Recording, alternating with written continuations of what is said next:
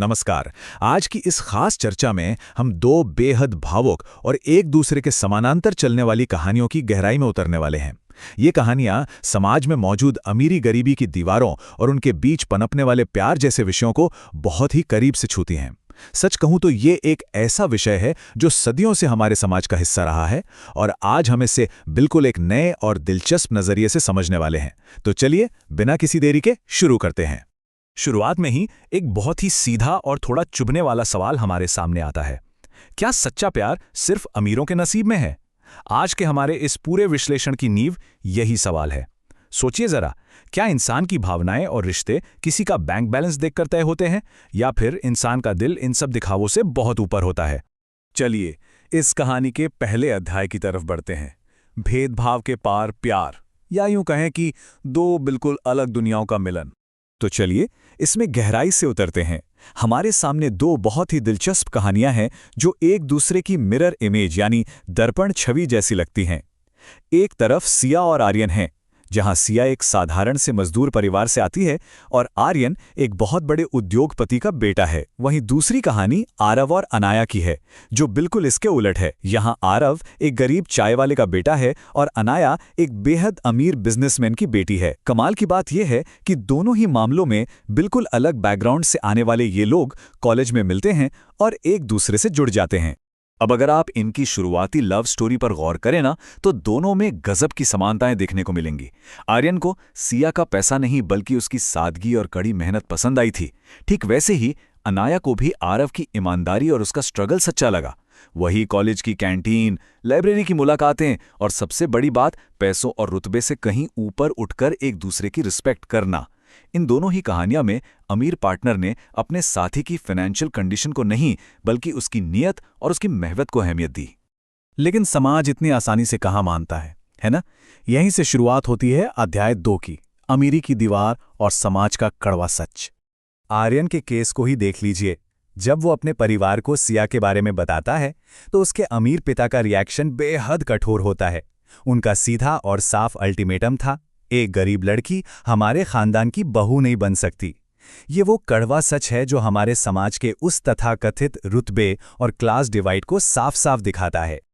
और ये बात बहुत ही शानदार तरीके से ये दर्शाती है कि समाज की ये दीवार दोनों तरफ से बिल्कुल एक जैसी ही है। आरव और अनाया की कहानी में भी ठीक यही रुकावट आती है, बस इस बार निशाना लड़का है। अनाया के पिता आरव की हैसियत पर सीधा वार करते हैं और कहते हैं, प्यार से पेट नहीं भरता, पहले करोड़पति बनकर दिखाओ। ये दोनों ही घटनाएं इस बात का पक्का सबूत है कि समाज भावनाओं से ज्यादा पैसों को तवज्जो देता है।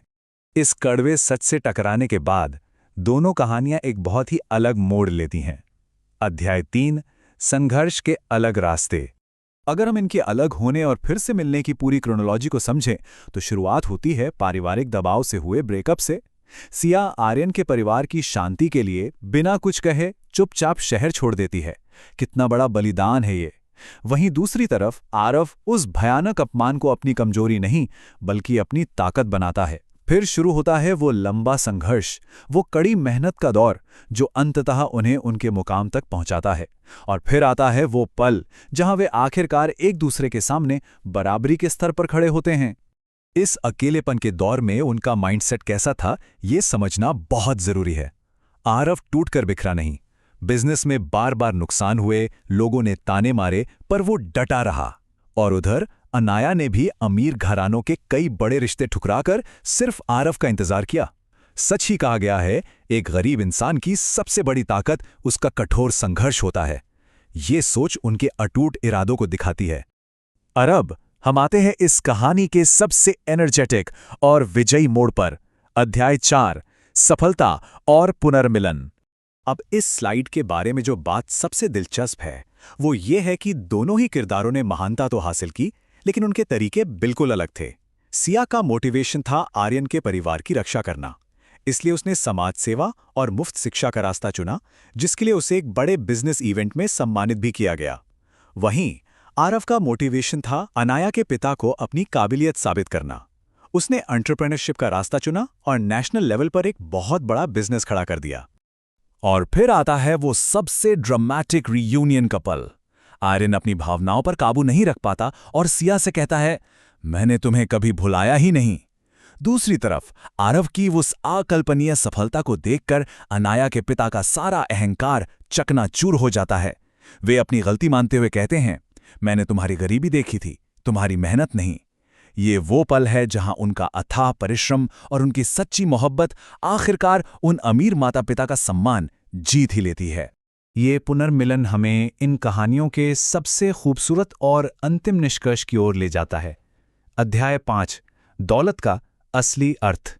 अपनी मंजिल पाने के बाद इन दोनों ही जोड़ियों ने समाज के लिए जो विरासत छोड़ी वो सच में कमाल की है। माता पिता से माफी मिलने के बाद क्लास और स्टेटस की सारी दीवारें गिर गईं और उनकी शानदार शादियां हुईं। लेकिन जो बात सबसे ज्यादा दिल छू लेने वाली है वो ये कि इतनी बड़ी सफलता और दौलत पाने के बाद भी वो अपनी जड़ें नहीं भूले। दोनों ने अपने इस मुकाम का इस्तेमाल गरीबों के लिए मुफ्त स्कूल खोलने और जरूरतमंदों की मदद करने में किया। तो कुल मिलाकर ये पूरा विश्लेषण हमें एक बहुत ही शक्तिशाली और भावुक विचार पर लाके छोड़ता है। सच्चा प्यार ना अमीरी देखता है ना गरीबी, वो सिर्फ दिल देखता है। ये बस एक लाइन नहीं है, बल्कि ये इन दोनों कहानियों का वो निचोड़ है जो हमें हमेशा के लिए प्रेरित करता है। तो आज की इस चर्चा को खत्म करते हुए मैं आपके लिए एक बहुत गहरा सवाल छोड़कर जा रहा हूं। आज का समाज असल में किसी इंसान की सच्ची कीमत कैसे मापता है? क्या यह सच में सिर्फ बैंक बैलेंस, गाड़ियों और भौतिक सफलता से तय होता है, या फिर किसी इंसान की असली कीमत उसके दिल, उसके संघर्ष और समाज को दिए गए उसके योगदान में छिपी है? सोचिएगा जरूर।